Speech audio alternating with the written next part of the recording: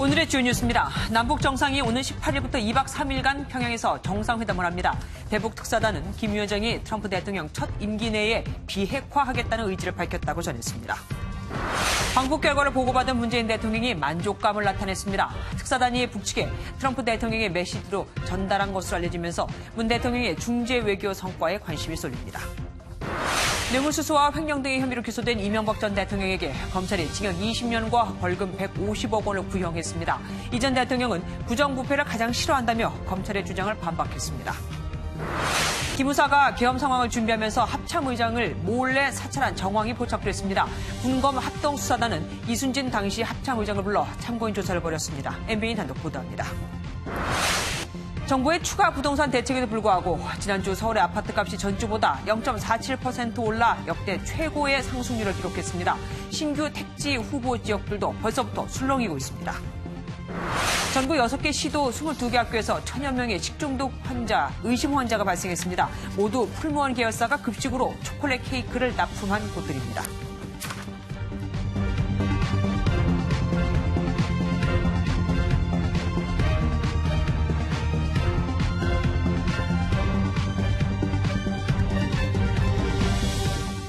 문재인 대통령이 오는 18일부터 20일까지 2박 3일간 평양에서 김정은 위원장과 3차 남북 정상회담을 하죠.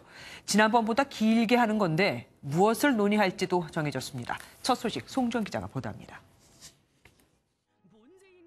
대북 특사단을 이끌고 평양을 다녀온 정의용 국가안보실장은 가장 먼저 남북 정상회담 일정 합의부터 발표했습니다. 남과 북은 9월 18일부터 20일까지 평양에서 2박 3일간 남북 정상회담을 개최하기로 합의하였습니다. 앞서 당일치기로 진행한 1, 2차 정상회담 때와 달리 이번에는 2박 3일로 지난 2000년과 2007년 김대중 노무현 전 대통령 방북 때와 마찬가지입니다. 판문점과 달리 평소 쉽게 왕래할 수 없는 곳으로 군사 분계선을 넘어 방북하는 노력에 부합하는 성과를 내기 위한 판단으로 보입니다. 3차 정상회담 의제는 크게 두 가지로 남북관계 개선을 위한 판문점 선언 이행과 한반도 비핵화 방안이 될 전망입니다. 특히 판문점 선언 이행에서는 종전선언과 평화협정에 대한 논의가 무게감 있게 다뤄질 것으로 보이고 한반도 비핵화 방안에서는 미국과 북한 간 견해 차이를 좁히는 데 주력할 전망으로 핵 리스트 제출 등에 대한 논의가 예상됩니다. 대북 특사단을 통해 3차 남북정상회담 일정과 의제가 대략 확정되면서 한반도 외교전이 다시 본격화하는 모습입니다. MBN 뉴스 송정입니다. 김정은 위원장은 트럼프 대통령의 첫 임기 안에 비핵화를 실현하겠다고 했다죠. 이 말대로라면 2021년 1월 북한이 구체적인 비핵화 시점을 언급한 건 이번이 처음입니다. 안보람 기자입니다. 정의용 청와대 국가안보실장은 김정은 북한 국무위원장의 비핵화 의지를 다시 한번 확인했다고 밝혔습니다. 처음으로 구체적인 비핵화 시점까지 언급했다는 설명입니다. 트럼프 대통령의 첫 임기 내에 북한과 미국 간의 그 70년간의 그 적대 역사를 청산하고 북미 관계를 개선해 나가면서 비핵화를 실현했으면 좋겠다. 트럼프 대통령 첫 임기는 2021년 1월. 그러니까 지금부터 2년 남짓 안에 비핵화를 이뤄내겠다고 못 박은 겁니다. 정 실장은 김 위원장이 비핵화에 필요한 조치를 선제적으로 해왔다는 점을 강조했다고 전했습니다. 풍계리는 갱도의 3분의 2가 완전히 북락해서 핵실험이 영구적으로 불가능하게 됐다. 이런 노력에 대해 일부 국제사회의 평가가 인색하다며 억울함도 표했다는 설명입니다. 비핵화 의지가 명확하게 있다는 것을 밝히면서 트럼프 대통령과의 대화에 적극적으로 나서겠다. 그런 것을. 이와 함께 김 위원장은 종전선언을 하면 주한미군이 철수하는 게 아니냐는 우려가 제기되고 있다는데 이는 전혀 상관없는 일이라며 종전선언에 대한 강한 의지를 밝힌 것으로 전해졌습니다. MBN 뉴스 안보라입니다. 특사단은 트럼프 대통령에 대한 김정은 위원장의 발언도 전했습니다. 언제 신경전을 벌였냐는 듯 김 위원장은 트럼프 대통령을 신뢰하고 그를 깎아내린 적도 없다고 했습니다. 이제 공은 다시 미국으로 넘어갔습니다. 황지영 기자입니다. 김정은 위원장은 트럼프 미국 대통령에 대한 신뢰는 변함없다고 특사단에 밝혔습니다. 또 참모는 물론이고 그 누구에게도 트럼프에 대한 부정적인 이야기를 한 적 없다고 강조했습니다. 신뢰라는 단어를 쓰고 트럼프 대통령을 험담하지 않았다는 말도 하며 미국에 화해의 손길을 보낸 것입니다. 이런 발언은 최근 벌어진 북미 사이 신경전을 의식해 나온 것으로 분석됩니다. 미국을 탓하는 내용의 김영철 부위원장 편지를 본 트럼프 대통령이 폼페이오 장관의 방북을 전격 취소하자 되려 김 위원장이 협상의 판까지 깨선 안 되겠다고 판단한 것으로 보입니다.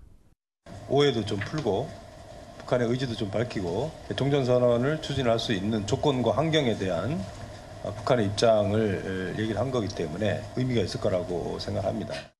김 위원장에게 전달된 트럼프 대통령의 메시지가 영향을 미쳤다는 분석도 나옵니다. 정의용 실장은 트럼프 대통령의 대북 메시지를 김 위원장에게 전달했는데 이 메시지를 본 뒤 김 위원장이 신뢰를 언급했을 가능성이 있습니다. 다시 공을 넘겨받은 미국의 대답은 다음 주 방한할 예정인 스티브 비건 미국 국무부 대북 특별대표가 가져올 것으로 보입니다. MBN 뉴스 황지연입니다. 문재인 대통령은 이번 방북 결과에 대해 만족감을 표시했습니다.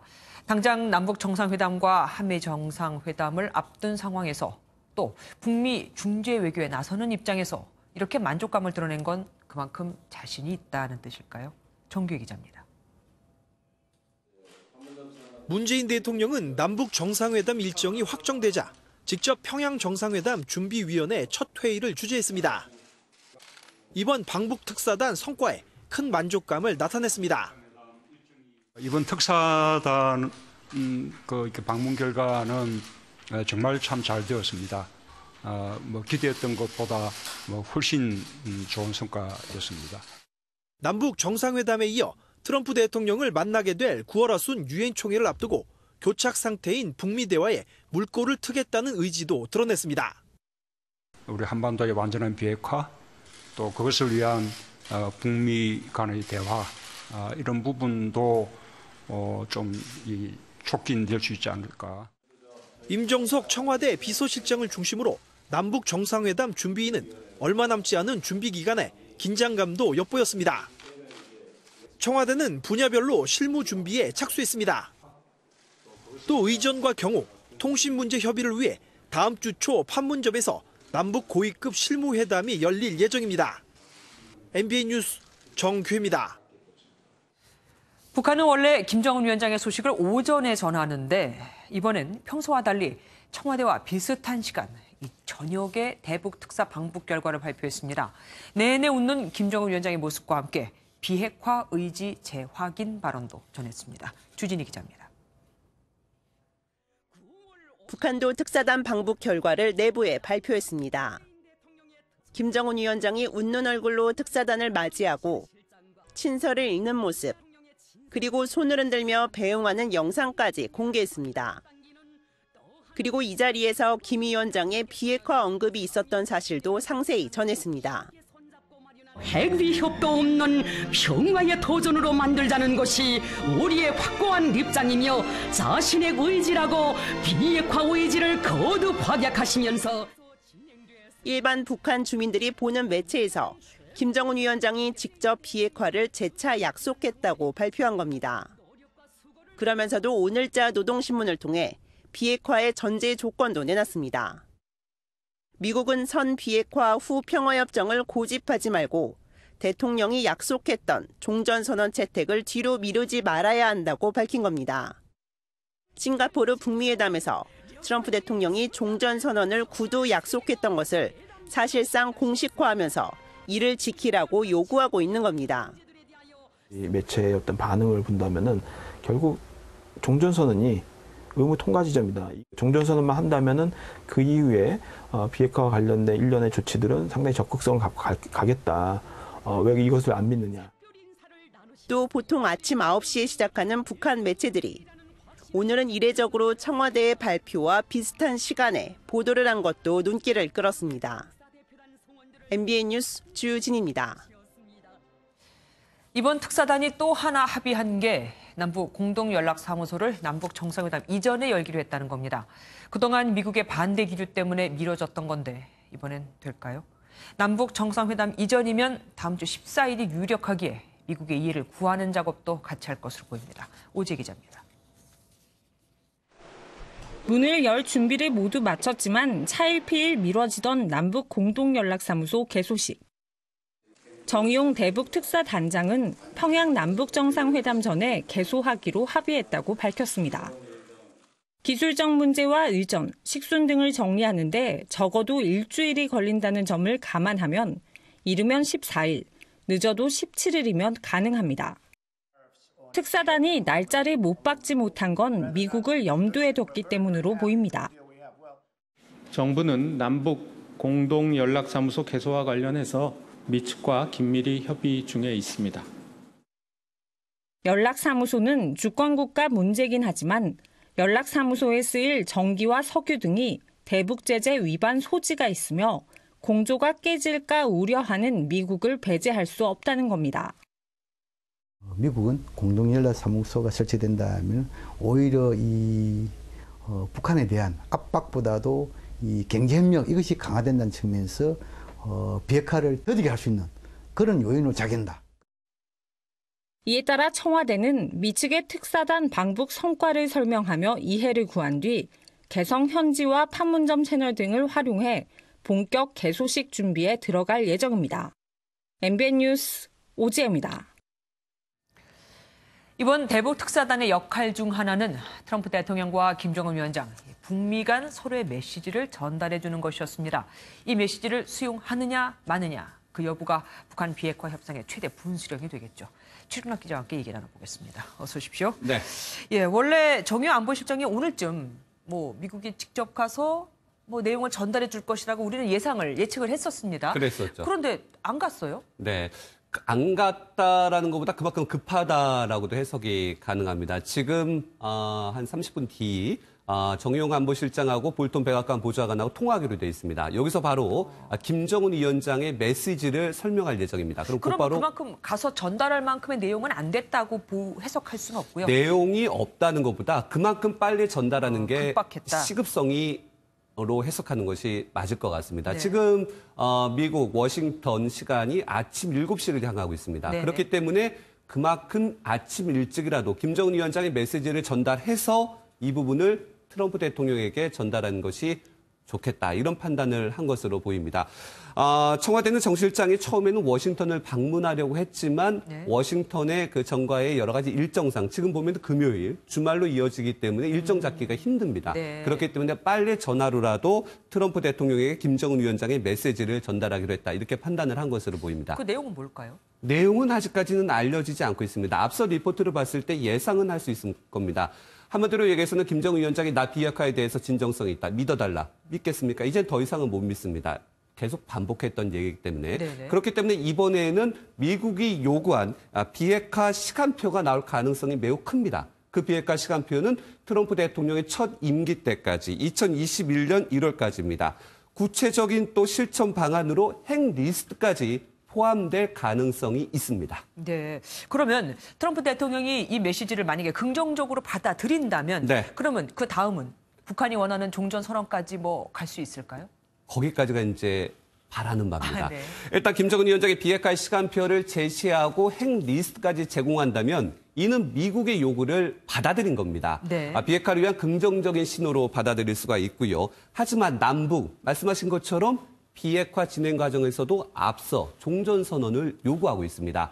북한은 그동안 비핵화를 위해서 우리가 활동을 많이 했기 때문에 동시적 조치, 그러니까 결국에는 상응 조치. 오늘도 정의용 실장이 김정은 위원장이 이 부분을 요구하고 있다고 얘기를 했습니다.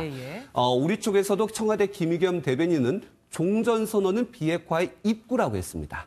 시작이라는 얘기죠. 비핵화에 그래서 앞서서 종전선언이 속도를 내기 위해서는 일단 시간표를 보면은 9월에는 남북 정상회담이 있고요. 뉴욕 유엔 총회가 23일부터 잡혀 있습니다. 그렇기 때문에 9월에는 불가능합니다.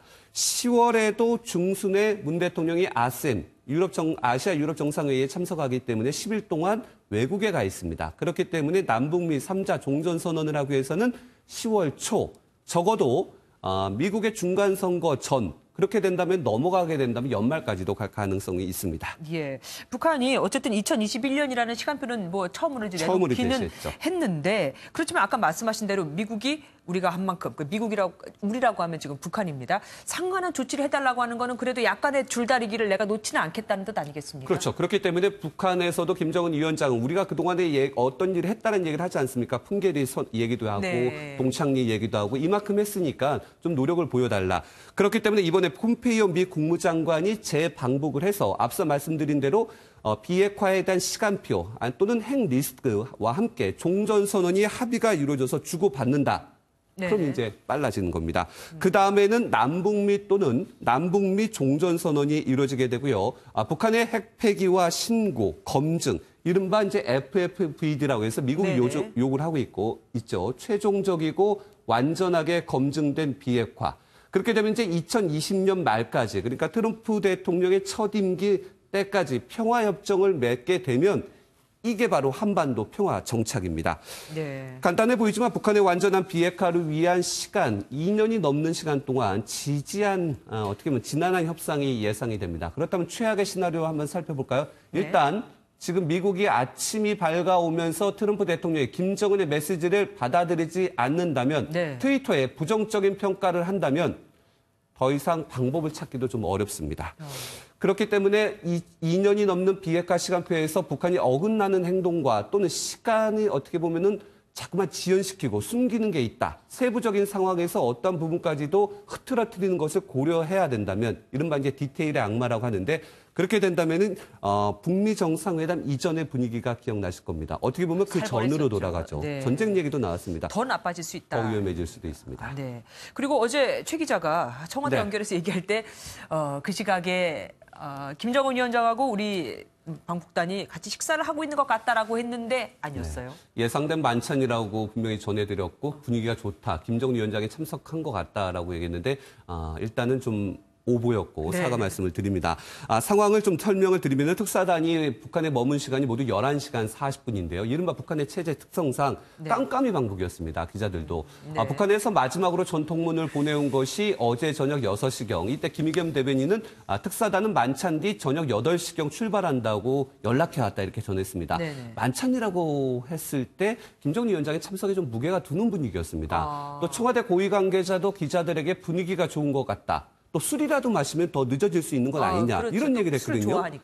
술이라는 얘기는 특사단과 술 마실 수 있는 사람은 김정은 위원장밖에 없습니다. 감히 다른 북한의 지도자가 마실 수는 없는 상태고요. 그래서 김정은 위원장이 참석했을 것이다 예측을 했는데 하지만 특사단이 돌아와서 제공된 사진에는 만찬 사진이 없었고요. 알고 보니까 오전에 이미 김정은 위원장을 만났고 오후에는 정상회담 실무 논의를 하다가 시간이 늦어져서 우리 특사단끼리 혼밥은 아닙니다. 우리 특사단 5명끼리 만찬이 아닌 저녁을 먹었다. 이렇게 해석이 됩니다. 그러면은 지난번 방북했을 때는 굉장히 그 환대 분위기였잖아요. 그 정도까지는 아니었다고 어떻게 보면 과정은 같았습니다. 과정은 같았는데 어떻게 보면 지난 1차 대북 특사단의 축소판이었는데 시간이 거의 반으로 줄었는데 그만큼 시간이 줄었기 때문에 형식적인 것보다는 실무적으로 김정은 위원장이 참석하는 만찬도 없앴다. 그날 와야 했기 때문이다. 이렇게 해석을 하는 게 좋을 것 같습니다. 네, 알겠습니다. 오늘 말씀 감사합니다.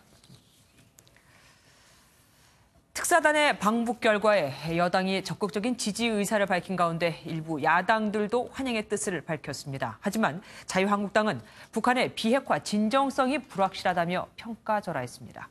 김종민 기자입니다.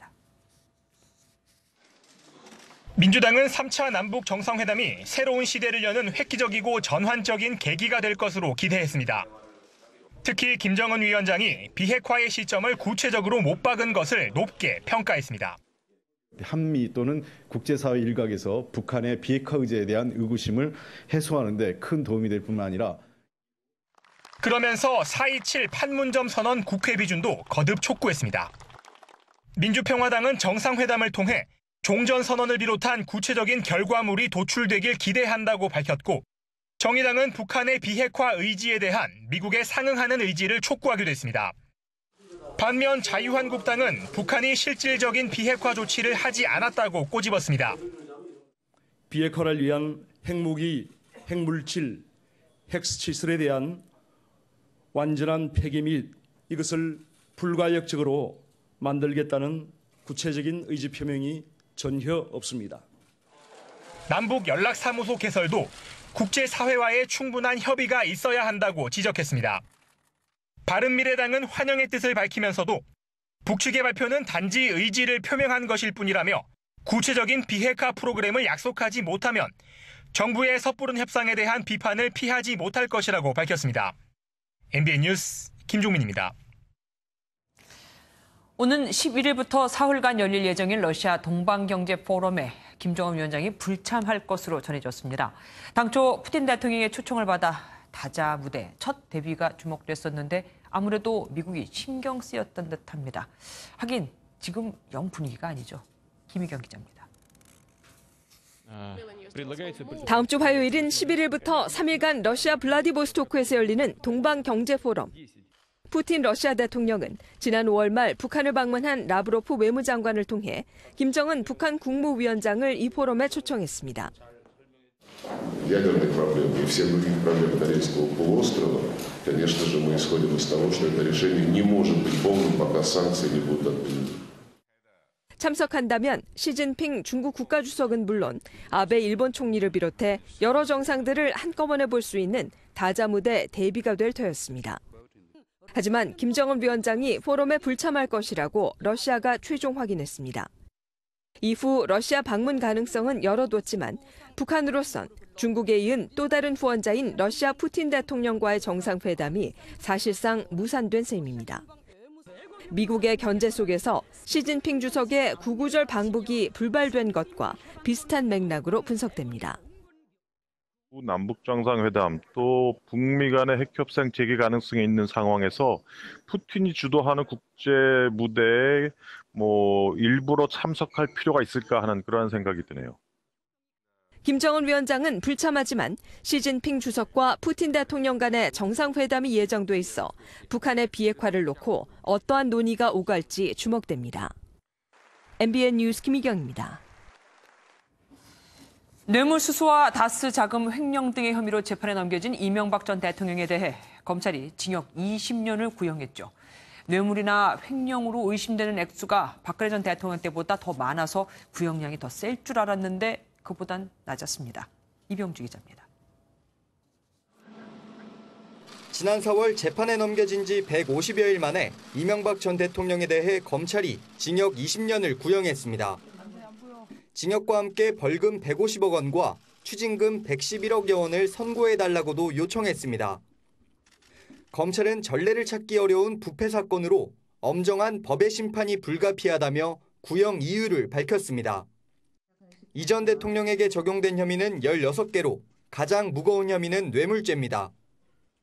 자동차 부품회사 다스의 미국 소송비 68억 원, 국가정보원에서 특수활동비 7억 원, 이팔성 전 우리금융지주 회장 등에게서 받은 36억 원 등 모두 합치면 110억 원대에 달합니다.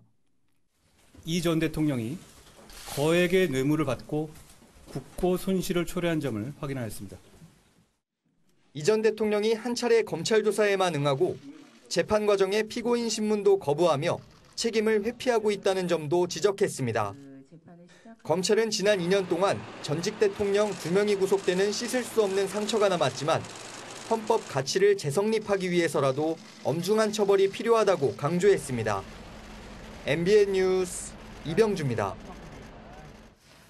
법원은 다음 달 5일 이명박 전 대통령에 대한 1심 선고를 내립니다. 관건은 역시 다스는 누구 겁니까? 라는 질문에 법원이 어떤 판단을 내릴까 하는 겁니다. 다스와 관련된 혐의는 삼성의 대납 소송비 68억 원과 다스 비자금 349억 원으로 전체 뇌물 횡령 액수 460억 원의 90%에 달하거든요. 따라서 만약 이 다스가 이 전 대통령의 것이 아니라고 하면 혐의 대부분이 무혐의가 되는 셈이고 그래서 과연 재판부가 누구의 손을 들어줄지에 관심이 쏠리는 겁니다. 이를 의식하듯 이 전 대통령도 최후 변론에서 다스는 자기 것이 아닌 형 이상은 회장의 것이라고 거듭해서 강조했습니다. 조성진 기자입니다. 최후 진술 순서가 되자 이명박 전 대통령은 준비해온 입장문을 꺼내 읽기 시작했습니다. 이 전 대통령은 부독의 소치로 국민 여러분께 심려를 끼치게 돼 죄송하다고 먼저 사과했습니다. 하지만 검찰이 적용한 혐의에 대해선 돈과 결부된 상투적 이미지가 치욕적이라며 단호하게 부인했습니다. 다스 실소유주 의혹과 관련해 다스 주식 한 주도 가져본 적 없고 배당금도 받아본 적 없다면서 가끔 경영 자문을 해줬지만 문제될 수 없다고 결백을 주장했습니다. 삼성의 다스 소송비 대납 혐의에 대해선 삼성이 그럴 이유가 없다고 딱 잘라 부인했습니다. 뇌물 대가로 이건희 회장을 특별 사면했다는 것에 대해선 분노를 넘어서 비열을 느낀다면서 각계각층에서 IOC 위원직 유지가 필요하다고 했다며 억울함을 호소했습니다. 판결 선고 시에 일부 유죄가 인정되면 항소심 대법원까지 계속해서 우리의 당신의 무고함을 좀 밝히는 노력을 해달라고 그렇게 말씀을 하셨습니다. 이명박 전 대통령은 15분에 걸쳐 최후 진술을 한 뒤 방청석에 있던 측근들과 인사를 나누고 나서 법정을 빠져나갔습니다. MBN 뉴스 조성진입니다. 김모 사령부가 작성한 계엄 문건에서 계엄 사령관으로 합참 의장이 아닌 더 낮은 급인 육군 참모총장을 지정해 이상했었죠. 계엄을 수행할 만한 인물이 아니라고 판단했던 듯합니다. 그래서일까요? 되려 군서열 1위인 이 합참 의장을 김모 사령부가 사찰한 정황이 드러났습니다. 민경현 기자가 단독 보도합니다. 군검 합동수사단은 김우 사령부가 계엄 문건을 준비할 당시 군서열 1위였던 이순진 전 합참의장을 사찰했다는 정황을 포착했습니다. 합수단이 확보한 사찰 문건에는 이 전 의장의 성향상 계엄을 수행할 만한 인물은 아니다라는 내용이 담겨 있는 것으로 전해졌습니다. 지난 7월 공개된 기무사의 계엄 대비 계획 문건에도 계엄 사령관 자리에 합참의장이 아닌 육군 참모총장을 건의하기로 적혀 있었습니다. 정보 수집이란 기무사의 고유 업무를 넘어 실제로 계엄령을 준비한 것이 아니냐는 의혹이 있는 대목입니다. 합수단은 박근혜 전 대통령의 탄핵 선고를 앞두고 기무사가 합동참모본부와 계엄을 논의했다는 의혹에 대해서도 조사하고 있습니다. 이와 관련해 합수단이 지난주 이순진 전 합참의장을 참고인 신분으로 불러 조사한 사실이 MBN 취재 결과 확인됐습니다. 합수단 고위 관계자는 이 전 의장을 상대로 계엄령과 위수령에 대한 합참의 입장을 포함한 당시 상황에 대해 조사했다고 말했습니다. 한편 미국에 있는 조현천 전 기무사령관의 자진 귀국 설득은 사실상 실패한 것으로 전해졌습니다. 이에 따라 김관진 전 청와대 안보실장의 소환 조사가 더 먼저 이루어지는 게 아니냐는 관측이 힘을 얻고 있습니다. MBN 뉴스 민경영입니다. 한국감정원이 발표한 지난주 서울 아파트값 상승률은 0.47%. 집계 이래 최고치를 기록했던 그 전주 상승률보다도 0.02%포인트 더 높습니다. 정부의 계속된 부동산 대책에도 불구하고 말이죠. 정부가 내놓은 투기지역 확대 발표도 별 효과가 없습니다. 종로구는 투기적으로 지정된 뒤 오히려 0.29%가 오르며 상승폭이 더 커졌고 동작구와 동대문구, 중구 역시 오름세를 유지했으니까요. 이쯤 되면 백약이 무효라는 말도 무리는 아닐 듯합니다. 이에 대응해 정부는 그동안의 규제 일변도에서 조만간 공급 확대로 방향을 선회한 추가 부동산 대책을 준비 중인데 이 중엔 그린벨트 해제도 검토되고 있죠. 그런데 그 지역 주민들과 그 주변 주민들까지 반발이 예상보다 심합니다. 왜 그럴까요? 김지영 기자가 보도합니다. 그린벨트 해제 지역으로 물망에 오른 경기도 과천 일대. 빼곡한 비닐하우스와 농장이 전부입니다. 이곳에서 10분만 걸어가면 지하철역인 역세권인데요. 개발 제한에 묶인 탓에 아파트 같은 높은 건물은 찾아보기 어렵습니다. 정부는 이 지역 그린벨트에 여의도 면적의 3분의 1 수준으로 신규 택지를 조성해 7천 가구 이상을 공급하는 것을 검토하고 있습니다. 그런데 정작 이 지역 주민 반응은 시큰둥합니다. 이곳에서 차로 불과 5분 떨어진 과천 중심지에 이미 아파트가 많이 들어서 교통 등 주거 환경이 나빠질 수 있다는 걱정이 앞서는 겁니다.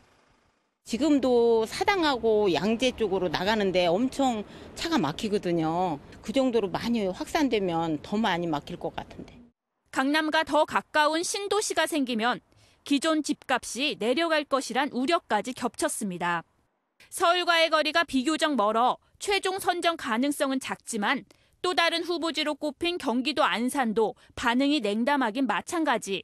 경기도권에 워낙 공급이 많아서 특히 안산 이쪽 지역은 너무 지금 피해가 많은데 어디서 어떻게 그렇게 공급이 된다고 좀 황당스럽네요.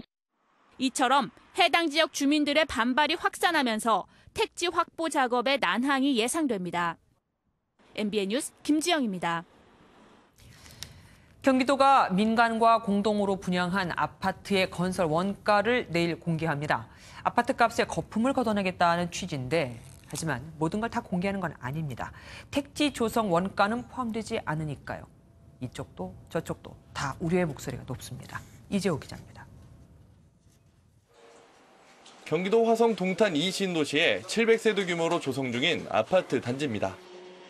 경기도시공사와 민간 건설업체가 함께 분양한 이 아파트의 건설 원가가 공개됩니다. 사업비 총액 외에 설계 내역서와 하도급 내역서 등이 대상입니다. 경기 지역 5개 사업지구 5,000세대 정도가 이번 건설 원가 공개 대상입니다. 건설공사 원가 공개로 공공건설공사에서 공사의 투명성을 높이고 예산을 절감할 수 있을 것으로. 하지만 벌써부터 우려의 목소리가 나옵니다. 이동탄에 분양되는 것들은 분양가 상한제에 걸려 있어서 시세 차익이 상당해요. 분양가가 더 낮아졌을 경우에는 더 치열하고 그러지 않을까. 사업에 뛰어들길 꺼리는 건설사들이 들어 오히려 집값 상승을 부채질할 것이라는 지적도 나옵니다. 문제는 이제 건설사의 영업 비밀이 탄로가 나잖아요. 그러다 보니까 건설 시장에 위축될 수가 있어요. 그게 좀 더 심해지면 공급도 부족할 수가 있어요. 건설 원가 공개가 부동산 시장에 어떤 영향을 미칠지 주목됩니다. MBN 뉴스 이재호입니다. 건물주를 쇠망치로 때려 재판에 넘겨진 궁중족발 사장이 1심에서 징역 2년 6개월을 선고받았습니다. 국민참여재판에 참석한 배심원 전원이 상해죄는 인정되지만 살인미수로 보기는 어렵다고 판단했습니다. 김도현 기자입니다. 건물주를 폭행한 궁중족발 사장 김모 씨가 1심에서 징역 2년 6개월을 선고받았습니다. 김 씨는 임대료 인상 문제로 2년 동안 갈등을 빚던 건물주를 쇠망치로 때리고 차량으로 들이받으려 한 혐의로 재판에 넘겨졌습니다. 검찰은 살인의 고의가 있다고 판단해 징역 7년을 구형했지만 재판부와 배심원단의 판단은 달랐습니다. 재판부는 사건 발생 시간이 통행이 잦던 시간대였고 피해자가 전치 3주에 불과했다고 밝혔습니다. 이어 차량 속도는 21km에 불과해 살인을 예상했다고 보기 어렵다고 덧붙였습니다. 국민참여재판 배심원단 전원 역시 살인미수 혐의는 무죄로 판결했습니다. 다만 재판부는 폭행으로 상해를 입힐 의도는 있었다며 특수상해죄는 유죄로 판단했습니다. 피고인 측은 임대차 보호법 개정을 하지 않은 국회와 정부도 공범이라고 주장했습니다. 법 자체가 평등했으면 이런 일 자체도 안 생겼을 텐데 잘못된 걸 알면서도 고쳐주지 않은 무능력한 정부와 무책임한 국회의원들. 이어 9월 정기국회에서는 600만 자영업자들이 마음 편히 장사할 수 있게 법 개정을 서둘러 달라고 촉구했습니다. MBN 뉴스 김도형입니다. 전국 6개 시도 22개 학교에서 동시다발적으로 식중독 의심 환자가 발생했습니다. 현재 환자가 1,000명을 넘었는데 그 수는 더 늘어날 것으로 보입니다. 모두 풀무원 계열사가 초콜릿 케이크를 납품하는 곳입니다. 이정호 기자입니다. 초등학교 보건실로 아이들이 모여듭니다. 이 학교 학생과 교직원 40여 명이 집단 식중독 증세를 보이면서 전교생을 대상으로 일일이 먹은 음식과 증상을 조사했습니다. 화요일 날은 그냥 이상이 없었는데 수요일부터 속이 엄청 메스껍고 막 설사 좀 하고. 오늘 오후 5시 현재 부산 490명, 대구 167명, 경남 134명 등 22개 학교에서 1,009명의 환자가 발생했습니다. 검체가 워낙 많기 때문에 다 돌리진 못했고요. 학교 3군데에서 똑같이 살모넬라가 나왔어요. 이들 학교는 모두 풀무원 계열사가 납품한 똑같은 초콜릿 케이크가 식판에 올라왔습니다. 정부는 즉각 유통과 판매를 중단시켰습니다. 네, 지금 품목 중지가 된 상황이고요. 저희가 이거는 납품을 안 해요, 이제 더 이상. 보건당국은 해당 제품이 납품된 학교가 전국 150여 곳에 이르는 만큼 식중독 의심 환자가 더 늘어날 것으로 보고 있습니다. 정부의 역학조사 결과는 일주일 뒤쯤 나올 예정입니다. MBN 뉴스 이정호입니다. 어젯밤 서울 조계사에서 30대 남성이 자신의 고급 외제차를 부수는 소동이 빚어졌죠. 경찰의 제지에도 아랑곳 않던 이 남성은 조계사 정문 앞 도로에 떡하니 이 부서진 차량을 놔두고 사라졌습니다. 차체가 낮아서 일반 견인차로는 견인도 어렵습니다. 임성재 기자입니다. 한 남성이 갓길에 세워진 빨간색 고급 외제차를 사정없이 내리칩니다. 분이 풀리지 않는 듯 차량을 재차 내리치자 이번엔 경찰들이 다가갑니다. 어젯밤 술에 취한 30대 남성이 1억 원을 호가하는 자신의 포르쉐 차량에 둔기를 휘두르는 모습입니다. 이 남성은 조계사 주차장에 세워진 자신의 리스 차량을 부수다 경찰이 제지하자 대리운전 기사까지 불러 정문 앞으로 차를 옮겼습니다. 뻥뻥 소리가 나더라고요. 유리께 경찰한테는 왜 저쪽에서 사람들이 데모를 하느냐, 저렇게 스님들이 모여서 난리를 피느냐, 그렇게 얘기를 하더라고요. 출동한 경찰에게 자신의 차량이다 울적해서 그랬다고 밝힌 이 남성은 사건 전엔 인근 식당에 들러 둔기를 달라고 말한 것으로 알려졌습니다. 파손된 고급 외제차는 조계사 앞 도로에 방치됐습니다. 주정차 금지 구역에 주차된 차량의 견인을 담당하는 구청 측도 난감하다는 입장. 사륜구동의 고급 외제차는 차체가 낮아 일반 견인차론 견인이 어렵기 때문입니다. 저희 견인차로는 아예 견인이 불가능하다고 해서요. 연락은 닿았어요, 결국. 닿았는데 본인이 직접 자진 처리하는 걸로는 말씀을 하시거든요, 우선. 경찰은 조만간 남성을 불러 이 차량의 실제 소유주가 맞는지 등을 조사할 예정입니다. MBN 뉴스 임성재입니다.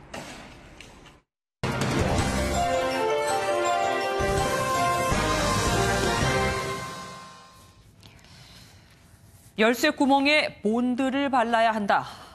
타이어에 구멍을 내야 한다. 지난달 아파트 지하 주차장 입구에 막무가내 주차를 해놓은 외제 차량 때문에 불편을 겪었던 주민들이 답답한 마음에 제시했던 무단 주차 대처 방안들입니다. 며칠 뒤 서울의 한 상가 주차장 진입로에서도 유사한 일이 벌어졌죠. 트럭 한 대가 상가 주차장 입구에 차를 딱 놔뒀지만 이 주민들은 항의 메모지를 붙이는 것 말고는 달리 할 수 있는 게 없었습니다. 일반 도로였다면 교통방해죄가 적용돼 즉시 견인을 할 수 있었겠지만 도로교통법상 아파트나 상가 내 도로는 도로가 아니라 사유지로 분리돼 있습니다. 관련 법이 아예 없는 거죠. 이번에 좀 크게 알려져서 그렇지 사유지 무단 주차 갈등은 사실 이미 해묵은 문제입니다. 그래서 정치권에도 이미 이와 관련된 법안을 내놨습니다.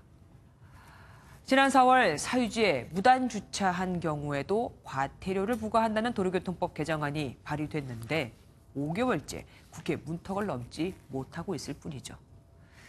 올해 초 아파트 단지 내 횡단보도 교통사고로 딸을 잃은 아버지의 안타까운 사연을 계기로 그나마 도로교통법이 일부 개정이 됐고 오는 9월 28일부터 시행될 예정이지만 사유지 내 무단주차 차량 내용은 빠져 있습니다. 이때 사유지 무단주차에 대한 관련법이 통과됐더라면 인천 송도 아파트 무단주차 소동이나 노원구 상가주차장 주차 갈등은 그렇게까지 크게 번지진 않았을 겁니다. 법 개정이 힘들면 가이드라인이라도 먼저 만들어서 주민들의 갈등 요인을 줄여주는 게 민생 행정을 주창하는 정부와 지방자치단체가 할 일입니다. 선제적으로 못했다면 그 후속 대책이라도 신속하게 내놔야 하는데 그것마저 안 하고 있으니 얼마나 더 많은 주차 갈등이 생겨야 해결 방안을 내놓을까요? 뒷북이라도 빨리 쳐주는 그런 행정을 기대해 보겠습니다. 뉴스 초점이었습니다.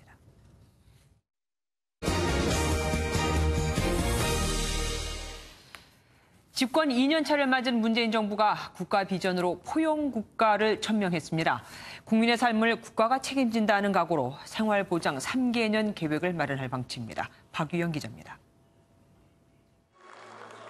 문재인 대통령이 역대 정부 가운데 처음으로 사회 정책 분야 전략회의를 주재했습니다. 문 대통령이 제시한 비전은 다 함께 잘 사는 포용국가. 이제 국가는 지속 가능한 사회를 위해 국민들의 삶을 전생의 주기에 걸쳐 책임져야 합니다. 그것이 포용국가의 시작입니다. 문 대통령은 포용국가의 구체적인 모습을 크게 3가지로 제시했습니다. 국민이 출산과 양육, 건강, 주거 등에 대해 걱정 없이 살 수 있고 공정한 기회가 주어져 계층 이동이 가능한 사회, 단 한 명도 차별받지 않는 노동 존중 사회입니다. 실패해도 다시 일어설 수 있도록 돕고 내일이 오늘보다 나을 것이라는 희망을 드려야 합니다. 문 대통령은 특히 지금 패러다임을 바꾸지 않으면 고스란히 미래 사회의 부담으로 돌아갈 것이라며 절박함을 드러냈습니다. 대통령 직속 정책기획위원회는 3년에 걸친 포용국가 실행계획과 재원대책을 마련해 이르면 올 연말쯤 발표할 예정입니다. MBN 뉴스 박영입니다. 경제에선 무모하고 무능하며 정치에선 무책임하다. 교섭단체 대표 연설에서 바른미래당이 한 말입니다. 이른바 삼무정부라고요. 이동석 기자입니다. 더불어민주당 자유한국당에 이어 마지막 교섭단체 대표 연설에 나선 김관영 바른미래당 원내대표. 포문을 열자마자 문재인 정부를 이른바 삼무정부로 빗대 정면으로 겨냥했습니다. 문재인 정부는 경제에서는 무모하고 무능하며 정치에서는 무책임합니다. 특히 소득 주도 성장, 최저임금, 부동산 대책 등을 수차례 언급하며 경제정책 비판에 힘을 쏟았습니다. 문 대통령께 강력하게 촉구합니다. 소득 주도 성장의 환상에서 벗어나셔야 합니다. 경제의 현실을 꼭 직시하십시오. 다만 판문점 선언 비준 동의안 처리에 대해선 결의안 채택을 제안하며 적극적으로 임할 것이라고 밝혀 자유한국당과 거리를 뒀습니다. 하지만 정작 당내에선 반발이 나오는 상황. 국민한테 엄청난 재정 부담을 지을 수 있는 그런 국회 비준 동의 요구는 아직 국민들과 논의가 제대로 되지 않았고. 김 원내대표의 연설에 민주당은 진정한 협치를 약속한 바른미래당에 큰 역할을 기대한다고 밝혔고, 한국당은 결의안 채택은 사실상 청와대와 행보를 함께하겠다는 것으로밖에 볼 수 없다며 꼬집었습니다. MBN 뉴스 이동석입니다. 자동차 도색을 할 땐 당연히 정화시설을 제대로 갖추고 작업을 해야 하지만 설치하지 않거나 있어도 작동을 시키지 않은 업체들이 무더기로 적발됐습니다. 심지어 이들은 주택가에 위치해 있었습니다. 윤규란 기자입니다. 자동차로 빼곡한 도색업체에 단속반이 들어갑니다. 공기 배출구 쪽 꽉 차 있어야 할 대기오염 방지 필터가 휑하게 비어 있습니다.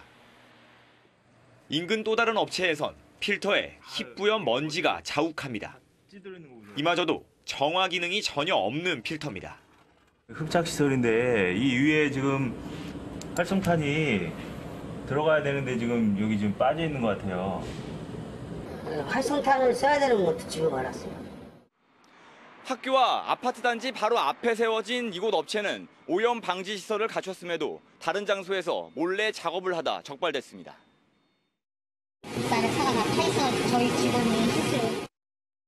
경기 지역 도심에서 정화 시설을 제대로 갖추지 않고 차량 도색을 한 업체 33곳이 적발됐습니다. 벤젠이나 톨루에는 국제암연구기관에서 1급 발암물질로 지정해냈습니다. 그런 것들에 장기적으로 노출되게 되면 당연히 암에 걸릴 위험이 높고. 경기도 특사경은 불법 도색업체 31곳을 형사 입건했습니다. MBN 뉴스 윤기란입니다. 사법농단 의혹 수사와 관련해 검찰이 비자금 조성 의혹이 불거진 대법원을 처음으로 압수수색했습니다. 양승태 대법원 당시 박병대 법원 행정처장 명의로 돈 봉투가 법원장들에게 뿌려진 정황까지 포착된 것으로 확인됐습니다. 김순철 기자가 단독 보도합니다. 검찰이 비자금을 조성한 의혹이 불거진 대법원을 첫 압수수색했습니다. 예산과 재무담당관실에서 관련 서류와 컴퓨터 하드디스크 등을 확보했습니다. 앞서 양승태 대법원은 각급 법원 공보관실 운영비에 쓴다며 3억 5천만 원의 예산을 따낸 뒤 현금화한 의혹을 받고 있습니다. 2015년 3월 전남 여수의 한 호텔에서 열린 전국 법원장 간담회에서 이 돈을 대외 활동비 명목으로 뿌린 정황도 포착됐습니다. MBN 취재 결과 박병대 당시 법원 행정처장의 명의로 된 돈 봉투가 각 법원장 자리로 전달된 것으로 확인됐습니다. 검찰은 간담회 이후 임종원 당시 행정처 기획조정실장이 공보관실 운영비가 아닌 법원장 활동 지원비라는 취지로 법원장들에게 설명한 공지문도 확보했습니다. 불법적 예산 유용이 아니었다라던 대법원의 해명과 배치되는 대목입니다. 검찰은 비자금 조성에 박 전 처장과 강영주 전 차장, 임 전 기조실장이 깊이 관여한 것으로 보고 압수수색 영장을 청구했습니다. 당시 법원 행정처가 각국 법원에게 운영비를 소액으로 인출해야 하고 공보관은 지출 결의서에 서명해야 한다는 구체적인 지시를 한 정황도 포착됐기 때문입니다. 하지만 짙은 범죄 정황에도 법원은 자료가 남아있을 개연성이 희박하다며 영장을 기각했습니다. MBN 뉴스 김순철입니다.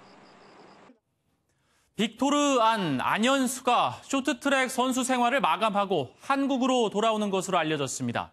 한국 빙상계를 떠나 러시아 국적을 취득한 지 7년 만에 컴백입니다. 강영호 기자입니다. 한국과 러시아 두 나라를 대표해 올림픽 금메달을 목에 건 빅토르 안현수.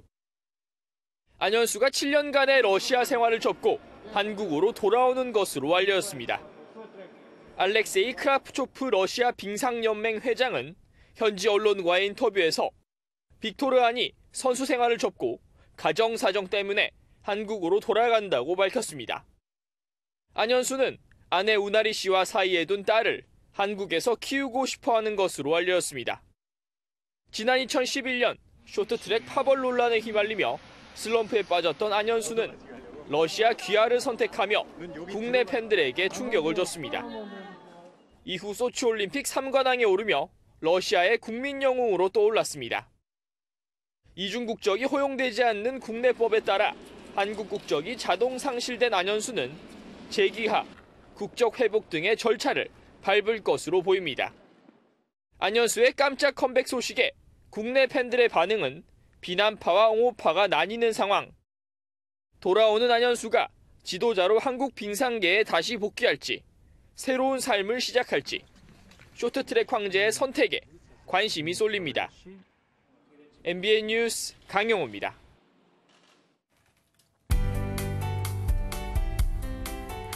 오늘 하늘이 흐린 가운데 중부 곳곳에서는 짧은 시간에 굵은 소나기가 내렸습니다. 밤부터는 서쪽 지역을 시작으로 내일은 전국에 비가 내리겠는데요. 지금까지 내렸던 호우의 형태처럼 강하게 쏟아지지는 않을 것으로 보여 걱정은 안 하셔도 되겠습니다. 예상되는 비의 양은 제주 남부와 산간에 120mm 이상, 남해안에 30에서 80, 그 밖에 서울을 비롯한 전국에는 5에서 40mm가량이고요. 천둥과 번개를 동반하면서 요란할 수 있겠습니다. 비구름은 서쪽에서 동쪽으로 차츰 이동하겠습니다. 따라서 내일 중부지방의 비는 오전에 대부분 그치겠습니다. 서울과 대전의 낮 기온 27도가 예상됩니다. 남부지방의 비는 낮에 차차 개겠고 광주는 한낮에 27도, 대구는 26도로 비가 오면서 낮 기온이 평년보다 1, 2도가량 내려가겠습니다. 동해안 지역 강릉의 아침 최저 기온 21도로 아침에는 기온이 높게 시작하겠습니다. 비가 그친 뒤에는 북서쪽에서 찬 공기가 유입되며 모레 아침은 꽤 쌀쌀하겠습니다. 환절기 감기 걸리지 않도록 건강관리에 유의하시기 바랍니다. 날씨였습니다. 뉴스팔이 선정한 이 한 장의 사진입니다. 충청권의 식수원인 대청호. 그런데 식수원이라는 말과 너무나 다르게 쓰레기가 엄청나고 대형 냉장고까지 쓰러져 있습니다. 아무리 폭우 때 쓸려왔다고 할지라도 상수원 보호구역에는 쓰레기장 설치는 물론 쓰레기를 버려서도 안 되는데 말이죠. 게다가 쓰레기를 모아 매놓은 밧줄을 누군가 끊는 바람에 닷새간의 수거 작업도 허사가 됐습니다. 모아주지는 못할 망정 버리고 모아놓은 걸 풀어버리고 폭우 속 가버린 양심은 언제쯤이나 돌아올까요? 뉴스파 여기서 마치겠습니다. 함께해 주신 여러분 고맙습니다.